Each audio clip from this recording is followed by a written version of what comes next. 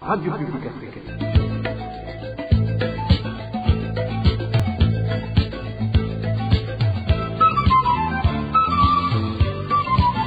Radio Publique Africaine.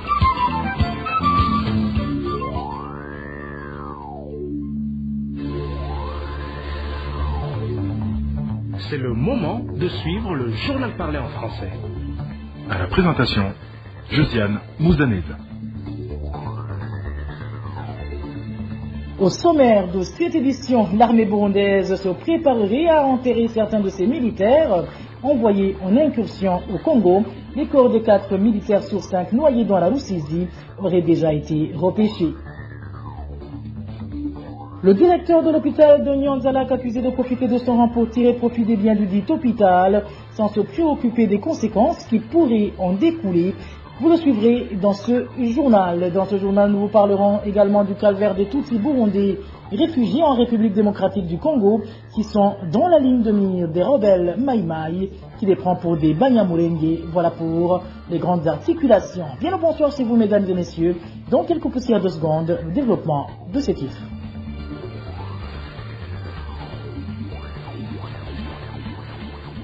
Bonsoir. Ouvrons ce journal par cette page sécuritaire où une jeune fille de la localité dite Kuchuma, située dans le secteur d'Ogarongole, en commune et province Bubanza, a été tuée la nuit de ce mercredi par des gens non encore identifiés. Cette jeune fille rentrait de la zone Mizakataka où elle avait passé la soirée. Les détails avec Eric Nionzema. Ce mercredi, Emeline Damaunimana s'est rendue à Bujumbura pour vendre de la banane. Selon notre source à Bubanza, Emeline Damaunimana est de retour de Bujumbura pour se rendre visite à sa grande sœur qui vit en zone Mitakataka. Elle a quitté chez sa sœur vers 21h. Arrivée dans la localité de Kuchuma, du secteur Gahongore, Emeline Damaunimana a été tuée par étranglement à l'aide de son foulard qu'elle enfilait normalement sur sa tête. D'après ceux qui ont vu la dépouille, les bourreaux de cette victime l'auraient violée, étant donné que sa petite culotte avait été déchirée. Pour le moment, sa dépouille repose à la morgue de l'hôpital Bubanza. Emeline Damaunimana vivait avec ses parents à la périphérie du chef-lieu de la province Bubanza dans la localité de Kidawe. Eric Nionzima, sécurité toujours, 4 cadavres des 5 militaires burundais morts noyés dans la rivière Rusizi au cours de la semaine dernière auraient été repêchés. Les informations en possession de la RPA indiquent que l'armée burundaise se préparerait actuellement à leurs obsèques. Les détails avec Eloge Divin Rémiche. Les cadavres qui auraient été déjà repêchés sont ceux de Caporal Chef Sinzingaye Jean Dodieu, Caporal Ndouimana Aaron, deuxième classe Daikedimana Alexis et deuxième classe Arelimana Jean-Claude. Mais leurs fusils seraient toujours portés disparus. Les sources de la RTA au bureau de l'état-major général de l'armée burundaise révèlent que ces militaires étaient affectés sur une position établie en République démocratique du Congo, tout près de la rivière Rusizi. Selon toujours ces sources, ils n'étaient pas avec d'autres militaires burundais se trouvant en RDC. Ces sources révèlent que ces militaires se sont noyés en cours de leur mission quotidienne, que celle de ravitailler en vivres et en bois de chauffage les militaires burundais qui se trouvent en RDC. L'enterrement de ces 4 corps des militaires retrouvés est programmé à partir de ce samedi. Les obsèques sont actuellement en cours de préparation et se feront suivant l'arrivée de leurs familles selon nos sources. Ces militaires se sont noyés dans la rivière Rusizi le 1er de ce mois au nombre de 11 et 6 ont survécu. Des 5 militaires morts noyés, seul le corps de l'adjudant-chef Emmanuel Ngesimana n'a pas encore été retrouvé. Merci à toi, Eloge Divin Rémiche. De la sécurité, passons à la page droit de l'homme de ce journal, où la population de la ville de Gitega se plaint du comportement de certains policiers qui profitent du passage du chef de l'État pour extorquer les habitants qui font passer pour des fauteurs de troubles, ce que ces habitants qualifient d'astuces visant à les raqueter en toute tranquillité. Les détails avec Aimable Nichine. Ces policiers qui font objet de plaintes de la part de la population sont conduits par un certain Minani, chef de poste à l'école des travaux publics et Tepegitega. De même que le nommé Kivoko, chef de poste Nyamugari à Magalama. La population de Bugoga dans la ville de Gitega rapporte que lors du passage du chef de l'État, certains policiers chargés de repérer les lieux profitent du va-et-vient sur la route en arrêtant et en extorquant l'argent aux passants et aux commerçants. Ces agents de l'ordre avancent des allégations aux victimes d'atteinte à la sécurité du chef de l'État. Sominani et Kiboko profitent du passage du chef de l'État pour extorquer de l'argent. Si tu exerces la profession de commerçant, ils entrent dans ta boutique et te demandent pourquoi tu n'as pas encore fermé. Pourquoi tu caches des assaillants pour s'attaquer au chef de l'État. Tu paies une amende de 10 000 francs et les pauvres gens exécutent l'ordre. Les habitants du quartier Bgoga, dans la ville de Nitega, disent en avoir marre de ces policiers qui leur extorquent de l'argent clandestinement. C'est terrible, ça fait peur avec la pauvreté ambiante. Lorsqu'ils t'extorquent 10 000 francs ou 15 000 francs sous prétexte injuste d'atteinte à la vie du chef de l'État, c'est malheur, c'est un problème. Les mêmes habitants lancent un appel aux responsables de suivre de près cette situation en arrêtant cette extorsion. Nous n'avons pas pu joindre le commissaire provincial de la police à Gitega pour donner des éclaircissements à propos de ces lamentations. En page diplomatie, l'Union européenne s'engage à encourager le gouvernement burundais dans la consolidation des institutions démocratiques, dans la promotion de la bonne gouvernance ainsi que dans l'état de droit. Tels sont les propos de Nabila Makrali, porte-parole du Conseil de l'Union européenne chargée de l'Afrique. Nabila Makrali a également fait savoir que l'Union européenne fera tout son possible pour contraindre le gouvernement burundais à s'engager activement dans les mécanismes de l'ONU, notamment en revoyant sa position sur le nouveau rapporteur spécial sur la situation des droits de l'homme au Burundi. Suivez Nabila Makrali, porte-parole du Conseil de l'Union européenne chargé de l'Afrique. Et nous avons constaté d'importantes mesures positives en matière de droits de l'homme, de bonne gouvernance et d'état de droit, notamment la libération, par exemple, de défenseurs des droits de l'homme et la levée des sanctions contre les médias.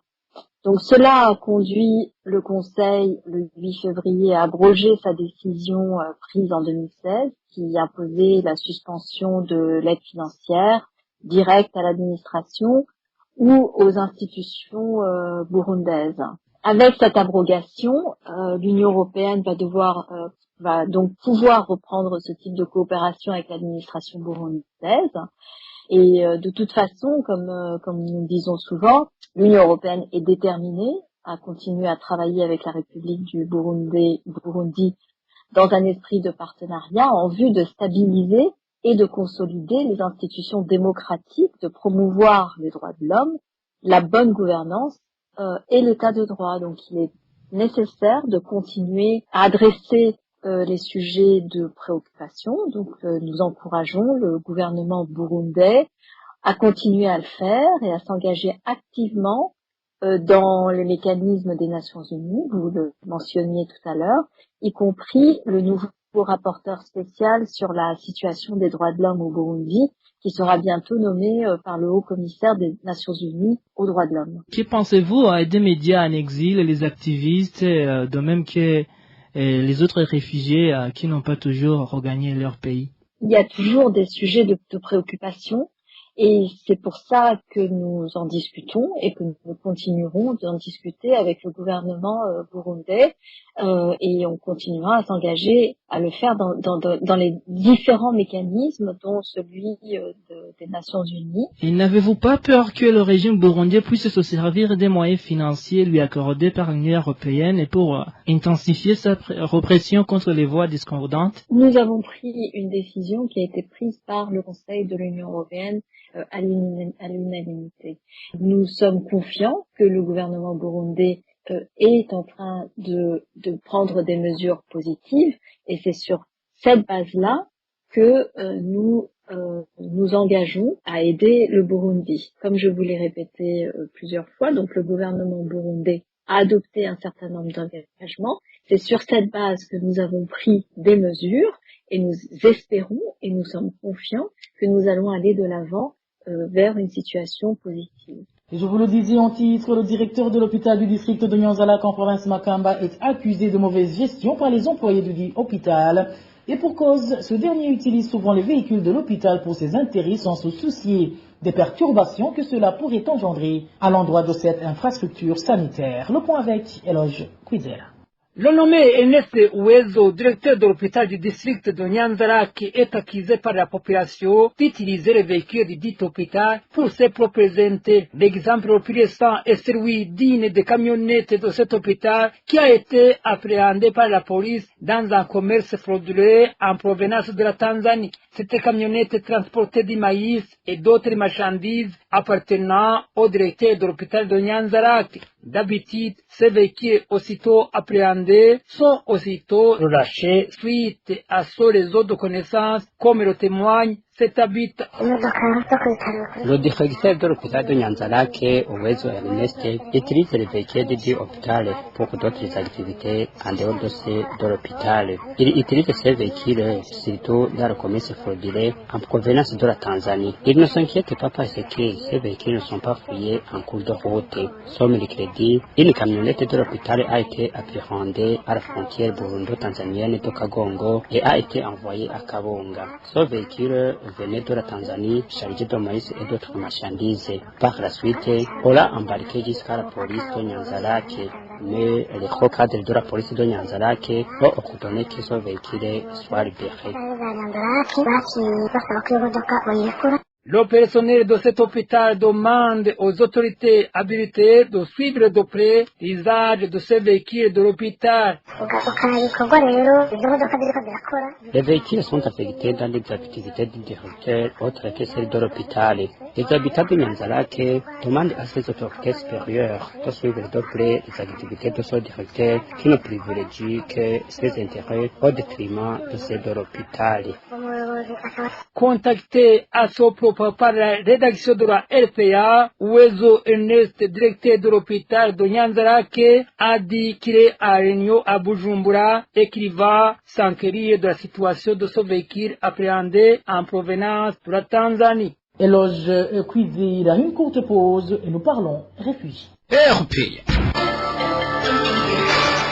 Panique au camp des réfugiés burundais de Lusenda en République démocratique du Congo. Depuis un certain temps, des groupes Maïmaï font des incursions à la recherche des réfugiés burundais Tutsis qu'ils prennent pour des Banyamulenge, des réfugiés qu'ils menacent d'abattre à tout moment. Les détails avec Marie-Ange Irakoze. Ce jeudi à 11h, deux garçons réfugiés circulant à l'intérieur du camp ont vu un groupe de Maïmaï munis d'armes qui les a encerclés au marché, prétextant que ce sont des Banyamulenge. Heureusement, un scandale a été évité de justesse.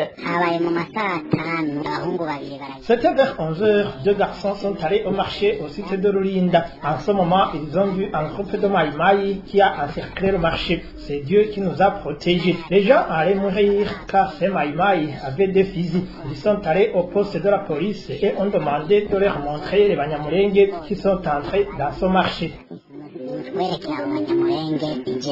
Les policiers qui assurent la sécurité de ce camp ont essayé de calmer ce groupe de Maïmaï, lui expliquant que ce sont des Tutsis burundais. La police leur a dit que ce ne sont pas des Banyamulenge, mais plutôt que ce sont des réfugiés Tutsis burundais et qu'elle connaît où ils habitent. Mais ces Maïmaï n'auront pas accepté. Les policiers leur ont supplié de ne pas leur faire du mal, car ce sont des réfugiés burundais. Et de ne pas les tuer dans le camp. Le responsable de ces Maïmaï a appelé par téléphone le chef de groupement. Ce dernier leur a interdit de les tuer à l'intérieur, mais plutôt de les faire sortir et les tuer à l'extérieur du camp. Selon notre source à Lusenda, ces jeunes garçons burundais ont essayé de se cacher. Ce groupe de Maïmaï a semé de la pagaille au marché, entraînant une paralysie de toutes les activités, en plus de la tension que cela avait engendré. Ces deux garçons ont essayé de se sauver et ont quitté le lieu. Ces Maïmaï ont créé un climat malsain et la situation s'est aggravée jusqu'à ce que le commissaire de la police ait amené d'autres policiers. C'est ainsi que la situation s'est normalisée. Les policiers qui assurent la sécurité du camp ont essayé de calmer la situation et ces Maïmaï sont partis. Le commissaire de la police à Lusenda a confirmé ces informations et a ajouté qu'ils ont maîtrisé la situation et tranquillisent les réfugiés burundais que leur sécurité est assurée. Merci à toi Marie-Ange. Il a causé de la RDC cap sur la Tanzanie où les Burundais réfugiés au camp d'Onduta se plaignent du comportement des groupes d'autodéfense civile Banamugamba. Il leur reproche une extorsion d'argent lorsqu'ils sont à la recherche du bois de chauffage, si au moment où ces réfugiés ne sont pas fournis en bois de chauffage. Les détails avec Francine Mahol. Au cas d'Onduta, en Tanzanie, des réfugiés burundais sont forcés de payer de l'argent aux membres des groupes d'autodéfense civile en dehors d'Ika, Banamugamba en Swahili. Comme l'indique notre source dans le cas d'Onduta, à la recherche du bois de chauffage en dehors d'Ika, les réfugiés sont arrêtés et obligés de payer de l'argent pour le passage. Un réfugié témoigne de la durée de cette situation pendant toute une semaine aux environs d'Ika. Cela fait une semaine que cette situation dure. Des gens à la recherche du bois de chauffage sur les verrons pour le vendre dans le camp. Le bois de chauffage vient de très loin, presque plus de 10 km aller-retour. Ce même réfugié rapporte que lors de la quête du bois de chauffage, les cyclistes payaient une somme égale à 30 000 shillings. Les piétons, quant à eux, donnent ce qu'ils ont dans la poche. Pour les extorquer cet argent, les membres des groupes d'autodéfense accusent les victimes de la vente du bois dans le cas. Il les accuse de vendre les bois de chauffage. Il leur exige de payer 30 000 shillings chacun, même si les réfugiés s'y rendraient quotidiennement. Les piétons aller-retour payent peu par rapport aux cyclistes, 5 000 shillings, 7 000 shillings. Cela dépend de la somme exigée par les Banamugamba. Cette situation se présente de cette manière au moment où les réfugiés sont interdits de quête de bois de chauffage autour d'un rayon de 4 km d'Ika, une zone de déforestation vide de tout bois de chauffage, raison pour laquelle les réfugiés se déploient ailleurs en quête de bois pour nourrir leurs familles. Et voilà, amis fidèles de la RPA, c'est sur ce reportage de notre consoeur Francine Mauro que nous mettons fin au journal de ce vendredi 11 février 2022. Merci à toutes et à tous pour votre aimable écoute. Merci également aux équipes rédactionnelles et techniques pour le travail abattu. À la présentation de ce journal, vous étiez avec Josiane Mouzaneza. Passez de bons moments chez vous et surtout, excellent début de week-end à toutes et à tous.